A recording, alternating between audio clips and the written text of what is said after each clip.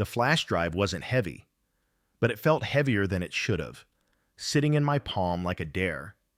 Just 2 inches long, matte black, taped at the edge to keep the cracked plastic from pinching. It wasn't new. It wasn't flashy, but it had my name on it, buried deep in the metadata. So did the app. So did the commits. So did everything my boss was about to pretend was his. I kept it in my pocket while I nodded through his fake gratitude speech. Thursday morning, 8th floor. Conference room B smelled like dry coffee and whiteboard ink. Some intern had drawn a rocket ship on the far wall and forgotten to erase it, so it hovered there behind Harold like a joke nobody got. Everyone laughed at his jokes. You'd think the guy coded it himself. You know, Harold said, gesturing toward the ceiling like innovation floated just out of reach. We've been working on this product for 2 years now, and I couldn't be more proud of my team. Your team. Right. I stared at the projector screen, not him. It showed the front end I'd built, the UI I'd designed in Figma, the module structure I'd rewritten from scratch, all of it demoed using my prototype, not even renamed. That was the worst part. He didn't even rename the repo. He just forked it, wiped the commit history, exported a clean copy, and slapped a new branch tag on it. No notes, no merge requests, no record of me, just company product final v2 HL, HL for Harold Lamont. He was about to show it to our investors like it was his idea. And to be honest, he almost got away with it. My name's Owen Chen, 32, back-end dev, 3 years at Clyrotech. I wasn't flashy. I wasn't loud. I didn't schmooze with the C-suite at happy hour or send Slack emojis at midnight to look engaged. But I wrote clean code. I hit deadlines. I stayed late, even when nobody asked. And up until last month, I trusted my boss. That's the thing about trust. You don't really feel it until it's gone. It started 4 weeks earlier, when Harold called me into his office. "Close the door, would you?" he said, spinning his chair toward the window. Downtown Los Angeles glinted behind him like a showroom. His desk was too clean. Just a monitor, a leather notebook, and one of those digital frames that rotated photos of his golden retriever. He smiled like he already had the answer to whatever question he was about to ask. "So how's that side prototype coming?" I blinked. You mean the ML model we talked about? The adaptive dashboard overlay?" "Yeah," he said, tapping the pen against his chin. "That one. Still cooking?" "I've got a skeleton ready. Some features aren't stable yet, but great. I've been thinking," he said, cutting me off. "Let's integrate it into the main platform. Show the board something flashy next quarter." I nodded slowly. "You want me to merge it into the alpha branch?" Harold smiled. "Even better. I want you to finish it clean. Export a working build. Something they can click through without needing to understand how it works." I hesitated. "Should I document the commits?" "Nah," he said, waving his hand like that was old news. "I'll handle the talking. You just focus on making it slick." That was the first red flag. I should have pushed back right there. Should have insisted we work through dev cycle protocol, get the repo approved, assign tickets. But instead, I nodded, like an idiot. 3 days later, my access to the repo was revoked. "Git says I'm locked out," I messaged him. No reply. I followed up. Nothing. I went to ET. They said access was being restructured by request from senior product ownership. That was Harold. So I opened the exported build on my local machine. He'd stripped the author tags, changed the date stamps, replaced every O Chen in the codebase with H Lamont. Even the error messages had been rephrased. I didn't tell anyone. Not yet. I went home. Ate leftover chow mein standing over the sink. Opened a terminal window. Pulled up the archived repo I'd backed up the week before on that battered flash drive. It was all still there.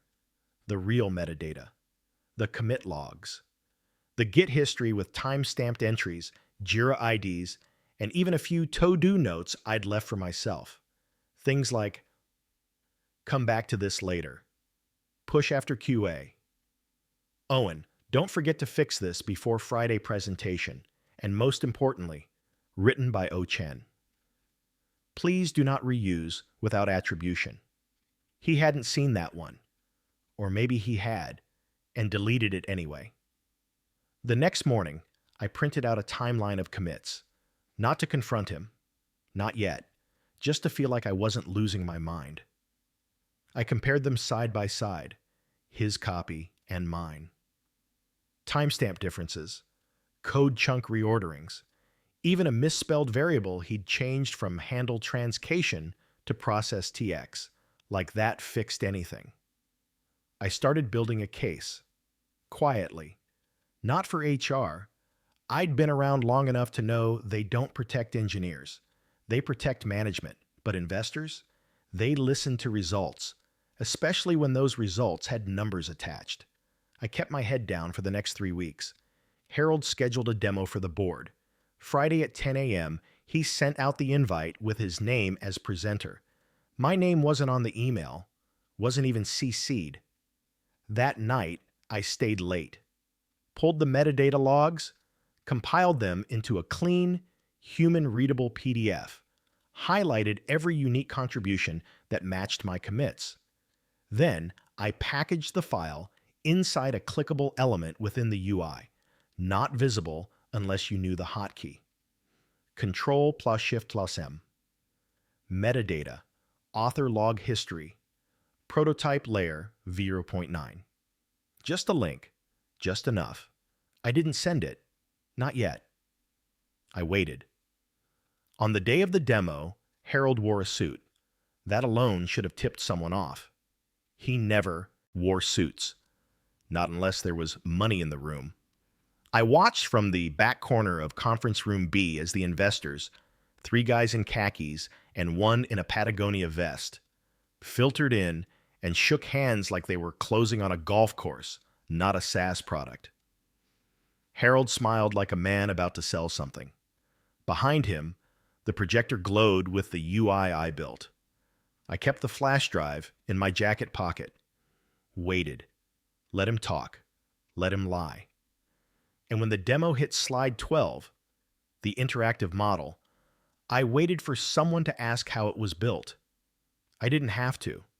One of the investors, a guy with steel-rimmed glasses and a Microsoft badge on his backpack, leaned forward and hit Control plus Shift plus M. Harold froze. Was that supposed to happen? One of the others asked. The screen flickered. The log file opened. Every commit, every author tag, every timestamp. My name, my name, my name. The room went silent. Not shocked, just quiet like someone had adjusted the volume down to see better. Harold's mouth opened, then closed. He said. This must be a test feature. The Microsoft guy smirked. Clean structure, clear logs. I like engineers who know their tools. He turned to me in the back. That yours? I met Harold's eyes, then nodded. The silence after that nod didn't crack like glass. It bent, warped, drew tight like a rubber band just before the snap. Harold didn't say anything, not right away. The investors didn't either. They just turned toward me, not urgently, not aggressively, just pivoted slightly in their seats like the conversation had already shifted and no one had told him. Steel-rimmed glasses. I found out later his name was Martin Garvey, product strategist for a mid-size VC firm, gave me a slight wave. 2 fingers, wrist barely lifted. You're the original engineer on this? I took one slow step forward. I am. Harold laughed. It was a nervous sound, the kind people make when they're caught reaching for a joke that doesn't exist. Well, Owen here was on the early scaffolding, sure, he said, still grinning like he could steer this. But the final build is a collaborative effort. A lot of moving parts. You know how it is. Garvey didn't blink. I saw 37 commits attributed to him. None to you. Harold started to say something else, but the older investor, Jacobs, I think, something senior at Capital Spring, leaned forward and tapped his knuckle on the table. Let's pause here. Just like that, Harold shut up. Jacobs looked at me. His expression wasn't skeptical. It was tired. Like he'd seen this movie before and already knew the ending. You wrote the backbone? I nodded. The prototype architecture, the front-end API bridges, some of the machine learning pre-processing. It was originally sandboxed in a local fork. Then how did it end up in the demo without your name on it? I didn't answer right away. I looked at Harold, then back at the investors. I exported the build for review 4 weeks ago, I said. What happened after that, I can't answer for. Harold stepped forward now. Come on, Owen. Don't play coy. We're all on the same team. Are we? I asked. He stopped. You locked me out of the repo, stripped author tags, didn't CC me on the deck, didn't mention me in the emails, and now you're telling a room full of investors that you built it? Harold blinked. I oversaw the development process. You copied my code. The words didn't come out angry. They came out flat, plain, like a report. Harold's ears turned red. Garvey turned to the others. We're going to need 5 minutes. They didn't ask Harold to leave. They just didn't talk to him for a while, which is worse. They turned their chairs toward me and started asking questions. Real ones. What was your approach to handling edge case input for the adaptive UI? What training set did you use for the predictive layer? What's your fallback mechanism when the ML model fails confidence thresholds? I answered them all.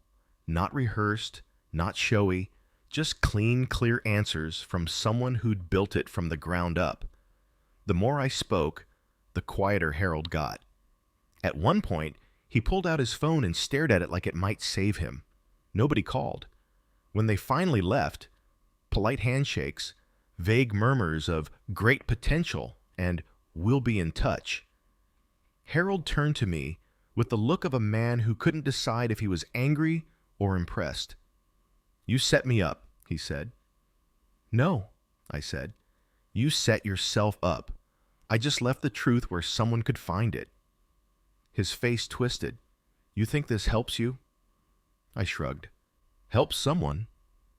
He stared at me for a long moment, then walked out. No apology, no retraction, just silence. I thought that would be the end of it. I figured maybe the investors would ghost us. Maybe HR would do damage control. Maybe I'd get quietly let go. Team realignment, project reprioritization, one of those non-committal, death-by-email phrases. But instead, 2 hours later, I got a calendar invite. Subject: internal discussion. Intellectual property clarification. From Lauren Garvey, Clyrotech Legal Counsel. Time, 3:00 p.m. Location, 7th floor, Glass Room 2, Lauren. Same last name as the Microsoft guy. Interesting. When I walked into the room, she was already there. Late 30s, tidy bun, legal pad on the table. No laptop. Just a pen and a look that could slice paper. Mr. Chen. Hi. Please sit. I did. She tapped the legal pad once. I've reviewed your metadata report. It's thorough. Thank you. She looked at me like that wasn't praise. You understand this puts us in a difficult position. I understand that you're head of Batos. Product tried to pass off an employee's work as his own. Her eyes flicked once. Allegedly. Right. Beat. Do you have any copies of your commits outside the company ecosystem? I paused. What kind of copies? External backups, cloud accounts, anything off-premise? I thought about lying. I really did. But something about her tone told me that was the test. No, I said. Just the flash drive. All internal. No distribution. She nodded. Good answer. Then she stood. Wait here. 10 minutes later, Harold walked in. His tie was loose now, eyes bloodshot, jaw tight. He didn't look at me, just sat down across the table. Lauren returned, followed by Kyle Rasmussen, CTO. I'd seen him maybe twice before in the hallway. This was big. Lauren stayed standing. Let the record show this is an internal IP clarification meeting regarding attribution and authorization around the product known as Cascade Flow Alpha. Harold flinched at the name. Kyle looked at both of us, then at Lauren. Go. She did. She laid out the timeline, commit history, access logs, export requests, email trails, everything Harold had touched, and what he hadn't. Every piece led back to me. And then she said it. As of this afternoon, we've confirmed that Mr. Chen was the sole author of the pre-launch build demoed to investors. Mr. Lamont, while your role as head of product may entitle you to oversight, it does not entitle you to erase author attribution or suppress development credits. Harold opened his mouth. Lauren held up a hand. This is not a disciplinary meeting yet. Silence. Kyle spoke next. Owen, he said, folding his hands, we'd like you to continue leading the development of Cascade Flow with direct CTO support, reporting to me, not Harold. I blinked. Okay. We'd also like you to join the investor follow-up call next week. Okay. Then Kyle turned to Harold. You're on probation. Effective immediately. Any contact with the Cascade team goes through me. Harold didn't speak. He just stood and walked out. I didn't feel triumphant. I felt weirdly cold, like the thing I'd been bracing for. The betrayal, the exposure, the confrontation had come and gone and left a vacuum behind. I walked out of the room with the same flash drive still in my pocket. Stopped by the vending machine on the second floor. Got a bag of trail mix. Ate it at my desk while Slack lit up with rumors. Nobody said anything to me directly until a DM came in. From Devika, UX lead. Hey, was that metadata link yours? Nice move. About time. Monday morning came slower than usual. The elevator dinged at every floor like it was stalling on purpose. Nobody looked at me. Nobody didn't look at me either. There was this strange energy in the air, the kind that hovers just before a storm hits, or just after. One passes, but nobody's sure it's over. I stepped out on 8. The hallway smelled like printer toner and old fabric chairs. Familiar, but the tension wasn't. Harold's office door was closed. His nameplate still hung on the glass, but the blinds were drawn shut and the Do Not Disturb flag was flipped to red. I didn't stop. I went straight to Conference Room D, new Project War Room. My name was already on the dry erase board. Project Cascade Flow. Lid Dev, O Chen. There it was in black Expo ink. Proof that I wasn't invisible anymore. Devika came in a few minutes later with 2 coffees. She handed me one without asking how I take it.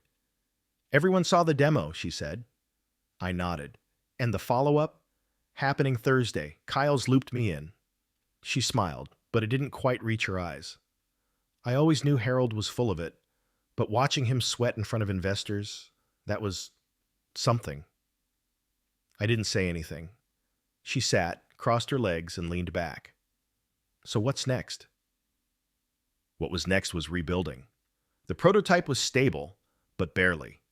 The back-end routing was still a bit janky, and the ML model hadn't been trained on a diverse enough dataset to handle non-standard behavior curves. Most of that I'd ignored when it was just my side project, back when I didn't think it would ever see daylight. Now, it had to scale. First thing I did was pull in Devika to rework the interface accessibility. Then I looped in Raj, one of the junior devs Harold had routinely ignored, to help on back-end cleanup. Within 48 hours, we had our own Slack channel, #CascadeCore. By the end of the week, Kyle had assigned us a PM who actually listened instead of dictating. Momentum started to build. Harold didn't come back that week. Rumor said he was on leave. One person claimed they saw him at a sushi place in Glendale, looking like a man who'd aged 10 years in 3 days. Another said he was trying to lawyer up, but nothing official was said. And for a while, I let myself believe maybe that was the end of it. That quiet revenge, that flash drive in my jacket, that moment when a stranger hit Control+Shift+M and the truth came pouring out. Maybe that was the pinnacle. Maybe the story had peaked, but it hadn't. Because late Sunday night, a calendar invite hit my inbox. Subject: Cascade IP Escalation, Emergency Session. From Lauren Garvey. Time Monday, 8:15 a.m. Location: Zoom. External parties present. I stared at it. External parties? That meant someone had called in legal help. Harold wasn't done. The Zoom window opened with the kind of brittle awkwardness you only get when people are trying to pretend it's just a routine clarification. Lauren was already there, lips tight, hair perfect. Kyle joined 1 minute later, shirt ironed, coffee mug just out of frame. Then 2 new windows popped up. One was a man in his 50s, square jaw, wired earbuds, pinstripe shirt. He looked like he'd trademark a frown if he could. Name tag: David L. Trumbull, Lamont Legal. The other was Harold. He looked like hell. No suit, no tie, just a blue shirt that didn't quite fit anymore, and eyes that had the puffed, dull shine of someone who hadn't slept well, or maybe hadn't stopped drinking. He didn't say hi, didn't nod, didn't smile. He just stared into the camera like it owed him something. Lauren started. Let the record show this meeting is being recorded. Participants are here to address claims raised by Mr. Lamont regarding the intellectual property known as Cascade Flow. David Trumbull leaned forward. Our position is simple. Mr. Lamont asserts that as head of product, he holds co-authorship rights to any technology developed under his oversight during company hours. Lauren didn't flinch. Do you have technical logs, commit records, or code annotations to support that claim? Trumbull glanced at something off camera. Harold cleared his throat. I gave directive on the features. The architecture followed my outline. Kyle interrupted. The architecture came from Owen, independently. You're not even tagged on the early Slack threads. Trumbull tried again. Regardless, we believe the matter warrants a shared credit structure. I finally spoke. You mean after you stripped all my metadata and presented my build under your name? Harold's eyes flicked. It was always a team project. Name one commit you made. Silence. Lauren looked toward Kyle. Mr. Rasmussen, per company protocol, does executive oversight without technical contribution constitute authorship? Kyle didn't even pause. No. Lauren nodded. Then the company's position remains unchanged. Mr. Chen is the sole technical author of Cascade Flow. Any further claim will be treated as a personal legal dispute, not a company concern. David Trumbull narrowed his eyes. Then we'll see you in arbitration. Lauren smiled. Just a little. You're welcome to try. The call ended. I stared at the meeting has been ended by host screen for a long time. Then I closed my laptop. Just as I did, a Slack notification pinged. From Kyle Rasmussen. You handled that well. Keep going. And for what it's worth, investors were impressed. Expect good news after Thursday. I exhaled. Slow. The week leading up to the investor call was a blur of code reviews, design updates, and hurried bug fixes. We worked late. Not because anyone forced us, but because, for once, it felt like we were building something that mattered. And not just to the company, to us. People started stopping me in the hallway. Marketing folks, support staff, even IT. Hey, you're the Cascade guy, right? Or, dude, that demo link. Legend. Even Sarah from finance gave me a thumbs up in the break room. I wasn't used to it. I didn't quite trust it. But I didn't push it away either. Then Thursday came. I sat in conference room A with Devika and Raj, and the PM we actually liked. A live Zoom link buzzed to life on the big screen. Investors logged in from New York, Seattle, San Francisco, some in suits, some in hoodies. Garvey was there again. Same glasses, same calm intensity. This time I did the demo.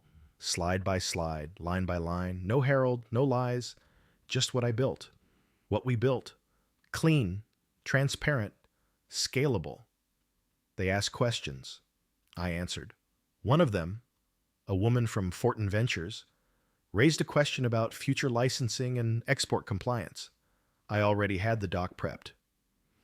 After 30 minutes, Garvey unmuted. I think that speaks for itself.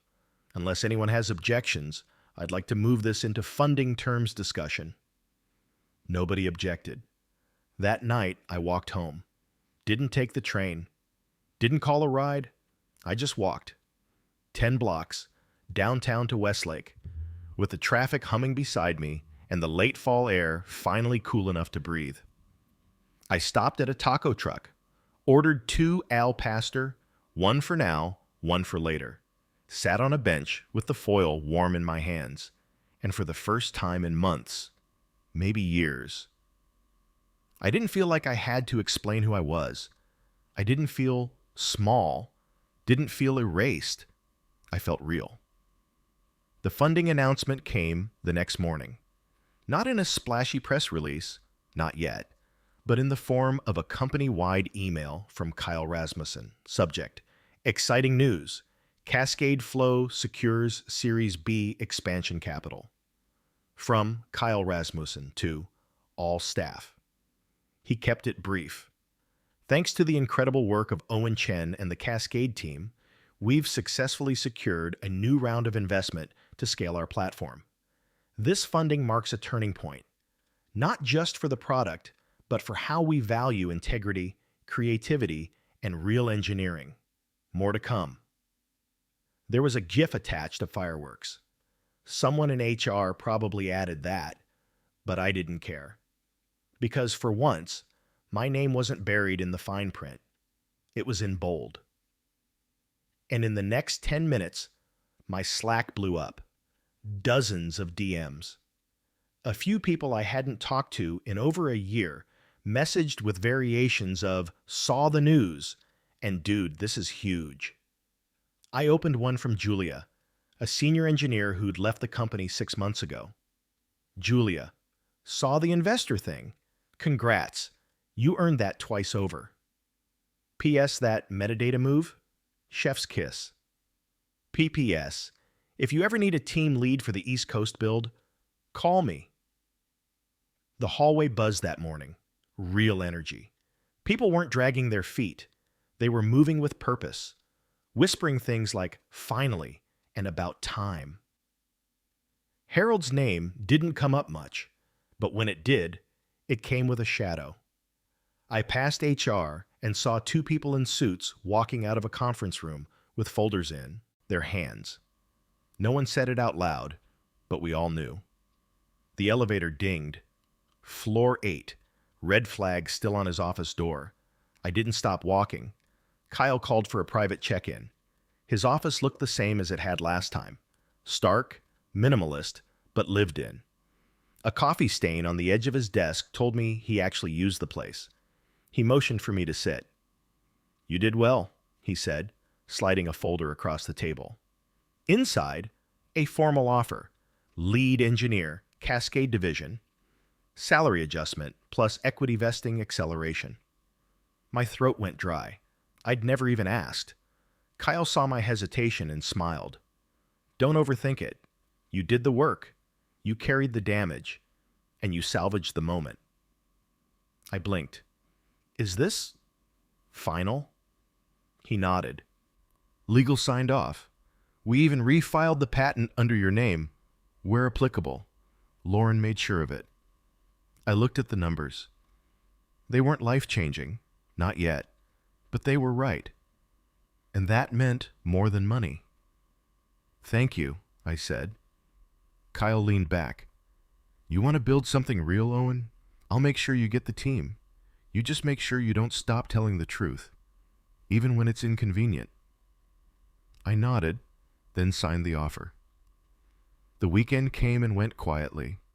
I didn't go out, didn't celebrate, just cleaned my apartment, vacuumed the corners, washed every dish. Sometimes peace doesn't come like a drum roll. It comes like silence. You don't have to explain. But Harold wasn't done. Not quite. Monday afternoon. Late. Just before 5. I got a call from an unknown number. I let it go to voicemail. Listened to it on my walk home. His voice was rough. Not angry, not drunk, just tired. Like someone who'd spent a weekend fighting with himself in a mirror. Owen, it's Harold. I know you probably don't want to hear from me. I wanted to say something before I disappear completely. You were right. I screwed up. Not just with the code. With everything. I saw something you made and I panicked. Thought it'd be easier to steal than to admit I didn't have anything of my own. I don't expect forgiveness. Just don't stop building. You're better than this place. There was a pause. Tell Devika she's the best UX we ever had. And Raj, kid's smarter than I ever gave him credit for. I didn't deserve any of you. Click. No callback number. I stood on the corner of Temple and 2nd for a long time after that, just watching the sun bleed through the buildings. I didn't feel vindicated, but I didn't feel small either, and maybe that was enough. The next day, I found a note on my desk, folded, no envelope, in thick black ink. They only win when we shut up. Glad you didn't. D. Devika. By Wednesday, the reorg was official. Harold's name vanished from the internal directory. The Cascade team got its own subdomain. We were hiring. Fast. 3 new junior devs. 1 new PM. A contract with a cloud services vendor twice the size of our old one. But my favorite moment? Slack pinged. From Martin Garvey. Loop me in when you're ready to scale that ML pipeline. We've got compute credit waiting. P.S. Metadata's a hell of a weapon when wielded correctly. That Friday, Devika brought donuts into the war room. No reason. Just a box with a note that said, "For the people who stayed." We ate in silence for a while. Then Raj asked, "You think we're going to get shirts?" Devika laughed. "What, like branded merch?" "No," he said. "I mean like an actual team. Like real identity." I looked at the dry erase board. Cascade flow. The code was no longer just mine. It was ours. And then Devika said something that stuck. "You know what I like about this place now? No one's watching over our shoulders waiting to take credit. If it fails on us. But if it flies with our names still attached." I nodded. Then opened a new tab. Started sketching the next module. Not because someone asked, because it was mine to begin with. The next few months blurred into momentum. Not hype, not chaos, just progress. The kind that grows slowly, layer by layer, like the back-end logic of good code, invisible to everyone but the people who live inside it. Cascade Flow moved from prototype to private beta, then from beta to internal pilot.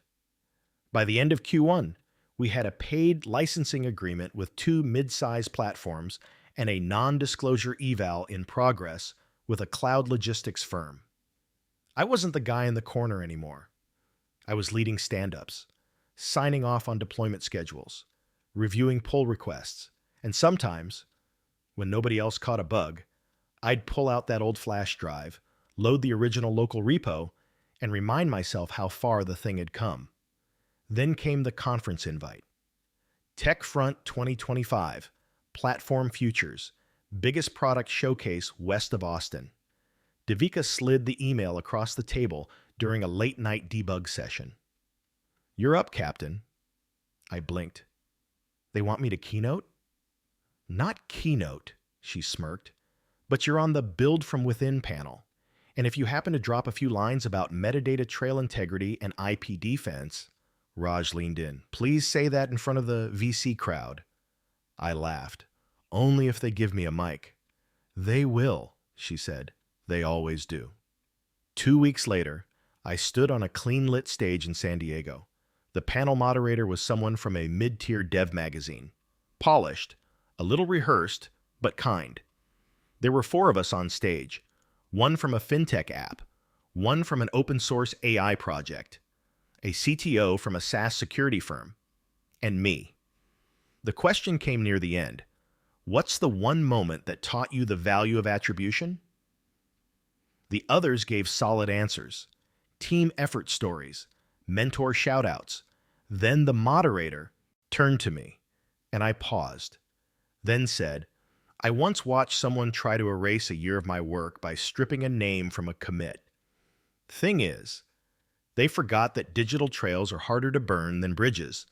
Metadata doesn't lie, and it doesn't flinch. It just waits for someone to read it. The room went still. Then someone in the back started clapping, and others followed. After the panel, a man in a hoodie tapped my shoulder in the hallway. You're the metadata guy, right? I smiled. Guess I am. He grinned. Heard about what happened. That was smooth. Then, with a note of curiosity, how'd you know to hide the trail like that? I thought for a second, then said, I didn't hide it. I just didn't erase it. 3 days later, the post-conference article came out. Reclaiming Code. How one engineer used metadata to rewrite the power dynamic. The quote they pulled for the subhead, I didn't raise my voice. I just raised the curtain. By mid-year, Cascade Flow was integrated into 3 enterprise dashboards. We were hiring faster than HR could keep up. One morning, our new COO stopped me in the hallway. You're Owen, right? The metadata guy? I chuckled. Yeah. She gave a firm nod. Good. You're exactly the kind of builder we want more of. No shortcuts, no noise, just signal. Then she handed me a new badge. It had my name, my new title, Director of Platform Integrity, and a small blue sticker in the corner. Leadership opted for something symbolic, she said. Blue means originator. We're tracking authorship across every major module from now on. I ran my thumb over the edge of the badge. It felt small, but solid. I never heard from Harold again. Rumor said he took a job at a smaller firm in Arizona. Someone mentioned he gave a talk once, something vague about creative leadership and collaborative innovation. I doubt he mentioned my name. I don't care, because mine's on the product now, in the About page, in the patent filing, in the version history, and most importantly, in the Slack channel where the team sends memes at 2 a.m. and grumbles about AWS costs and pushes last-minute hotfixes before deployment. It's ours now. Built the right way, with names attached, the flash drive still sits in my drawer. Not because I need it anymore, but because sometimes the heaviest objects are the ones that remind you what light looks like when it finally lands where it belongs. If this story moved you, subscribe for more real-life confessions and emotional journeys like this one.